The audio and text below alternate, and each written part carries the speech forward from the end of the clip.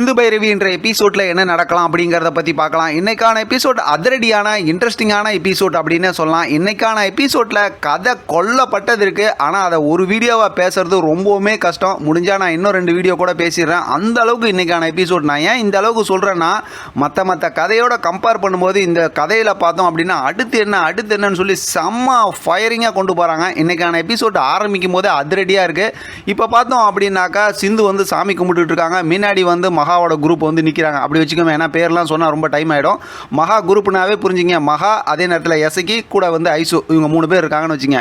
இப்போ மகா குரூப் வந்து நின்னதுக்கப்புறம் பார்த்தோம்னா சிந்துவை வந்து ரொம்பவுமே மிரட்டுறாங்க. அவங்க பேச வந்தது என்ன அப்படின்னா, நீ சிவாவுக்கு ரொம்ப பெரிய துரோகம் செஞ்சுட்ட. ஆனால் சிவா வந்து அன்னபூர்ணிக்காக உங்க கூட சேர்ந்து வாழ்கிற மாதிரி வாழ்ந்துட்டு இருக்காங்க. ஆனால் சிவா வந்து காதலிச்சது என்னமோ சினேகாவை தான். அதனால் நீ சிவாவுக்கு எதுவும் நல்லது பண்ணுறதுனா சிவாவை விட்டு விலகி போயிடு.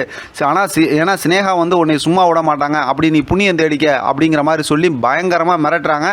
என்னென்ன சொல்லி மிரட்டணுமோ எல்லாமே சொல்லி மிரட்டுறாங்க. இந்த மகாங்கிற கேரக்டர்லாம் எங்கே பிடிச்சாங்கன்னே தெரில. அப்படி ஒரு நடிப்பு, அப்படியே நடிப்பு அரைக்கி மாதிரி நடிக்கிறாங்க. அப்படி ஒரு மிரட்டினதுக்கப்புறம் இப்போ சிந்து வந்து ஏற்கனவே பார்த்தோம்னா குழப்பத்தில் இருக்காங்கல்ல. சிவா நல்லா இருக்கணும்னா இதை பண்ணும் அப்படிங்கிற மாதிரி சொன்னதுமே இப்போ சிவாக்கு ஏதாவது நல்லது பண்ணணும் அப்படிங்கிற மாதிரி யோசிப்பாங்கள்ல. அதனால் அப்படியே அவங்க கன்ஃபியூஸ் ஆகி ஒரு பக்கம் நிற்கிறாங்க. அடுத்து பார்த்தோம்னா ஹாஸ்பிட்டலில் காட்டுறாங்க. இப்போ சிவா உட்காந்துருக்காரு. இப்போ தான் நமக்கு லாஸ்ட் எபிசோடில் ஒரு ப்ரோமோ காட்டினாங்களா, ஃபயரிங் ப்ரோமோ. அந்த ஃபயரிங் அதிரடி ப்ரோமோ காட்டுறாங்க. இப்போ பார்த்தோம்னா ஸ்னேகா வராங்க.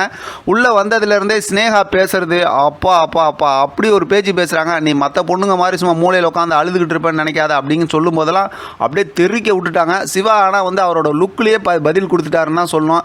உன் வேலையை போய் பாரு அப்படிங்கிற மாதிரி தான் சொல்லிட்டு இருந்தார். இப்போ டிவைஸ் பேப்பர் எடுத்து காட்டி இதில் சைன் பண்ணி கொடு, நான் மற்றதை பார்த்துக்கிறேன் அப்படிங்கிற மாதிரியும், நீ சிந்து கூட சேர்ந்து வாழ முடியாது, நீ சிந்து கூட சேர்ந்து வாழணும்னு நீ நினச்சி அப்படின்னா உன்னை நான் விட்டுருவேன், ஆனால் சிந்துவை ஒன்றும் இல்லாமல் பண்ணிடுவேன் அப்படிங்கிற மாதிரிலாம் மிரட்டுறாங்க.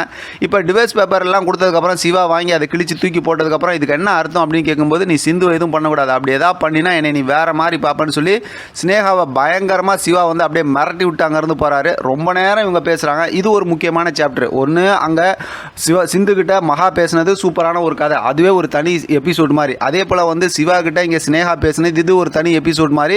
இதுலேயும் செம்ம கதை இருக்குன்னு வச்சுக்கலாம். அடுத்து பார்த்தோம்னா வீட்டில் எல்லாரும் உட்காந்துருக்காங்க. இப்போ ஏற்கனவே காயத்ரியை மாப்பிள்ளை பார்த்துட்டு போனாங்கல்ல, அந்த குரூப் எல்லாருமே உள்ளே வராங்க. இப்போ மகா இவங்கெல்லாம் இருக்காங்கல்ல, இவங்களுக்கெல்லாம் பெரிய அதிர்ச்சி. ஒருவேளை வந்து வேறு இடத்துல பொண்ணு பார்த்துனேன் அப்படின்னு சொல்கிறதுக்கு வந்திருக்காங்களோ அப்படிங்கிற மாதிரி எல்லாம் வராங்க. ஆனால் அவங்கெல்லாம் பேசி முடிச்சதுக்கப்புறம் சம்பத் மாறனால எந்த பிரச்சனையும் வரக்கூடாது, எங்கள் பையன் வந்து உங்கள் பொண்ணை தான் கல்யாணம் பண்ணிக்கிறேன்னு சொன்னதுக்கப்புறம் எல்லாருமே இல்லை, அதுக்கெல்லாம் நான் பொறுப்புன்னு சொல்லி அன்னபூர்ணி சொல்லிடுறாங்க. வழக்கம் போல் பார்த்தோம் அப்படின்னா மகா வந்து ஒரு ஆக்டிங்கை போடுறாங்க. ரொம்ப சந்தோஷமாக பார்த்தா இப்போ காயத்ரியோட தலையில் பூலாம் வச்சுட்டு நிச்சயதார்த்தத்துக்கு உண்டான ஏற்பாடெல்லாம் பண்ணுங்கன்னு சொல்லிட்டு அங்கேருந்து கிளம்பிடுறாங்க. இடையில குட்டி குட்டியாக ரொமான்ஸ்லாம் நடக்குதுன்னு வச்சிங்களேன். சிவா சிந்துவை பார்க்குறது, சிந்து சிவாவை பார்க்குறது, ஆறுமுகம் வந்து பைரவி பார்க்குறது, பைரவி ஆறுமுகத்தை பார்க்குறதுன்னு சொல்லிட்டு இருக்குது. ஆனால் பார்த்தோம் அப்படின்னா மகா வழக்கம் போல் பார்த்தோம்னா அவங்களுடைய அந்த வெறித்தனமான ஒரு நடிப்பை நடித்து ஏமாற்றிட்டு போகிறாங்க. நம்ம நினச்ச மாதிரி எல்லாம் நடக்குதுன்னு.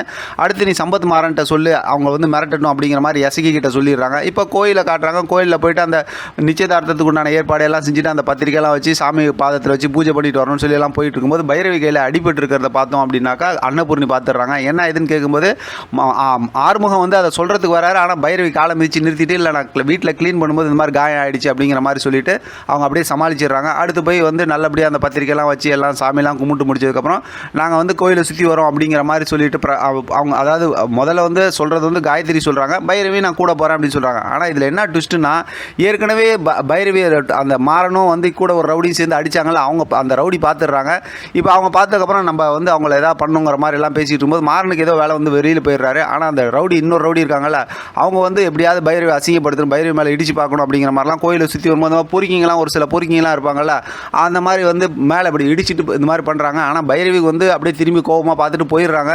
ஆனால் பின்னாடியே வர ஆறுமுகத்து மேலே இடிச்சு நின்னதுக்கப்புறம் ஆறுமுகத்துக்கு அப்பயே சந்தேகம் வந்துடுது. நல்லா ஊற்று பார்க்குறாரு.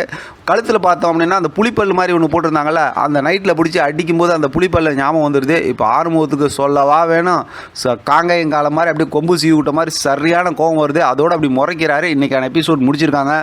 செம்ம சூப்பராக இருந்துச்சு இன்றைக்கான எபிசோட். இதை பற்றி உங்களோட கருத்து கமெண்ட் பாக்ஸில் தெரியப்படுத்துங்க. தொடர்ந்து ஆதரவு கொடுங்க. தேங்க்யூ ஃப்ரெண்ட், தேங்க்ஸ் ஃபார் வாட்சிங்.